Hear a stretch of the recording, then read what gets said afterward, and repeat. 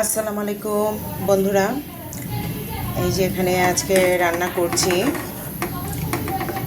শিং মাছের ঝোল করব আমি। এই যে দেখেন শিং মাছ কুটে ধুয়ে রাখা হয়েছে। তো শিং মাছের ঝোল খেতে কিন্তু খুব ভালো লাগে।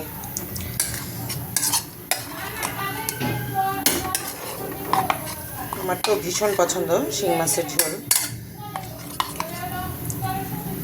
আপনাদের কেমন লাগে বন্ধুরা জানাবেন। আর এখানে তেলাপিয়া মাছ ভাজা খেতেও কিন্তু খুব দারুণ লাগে।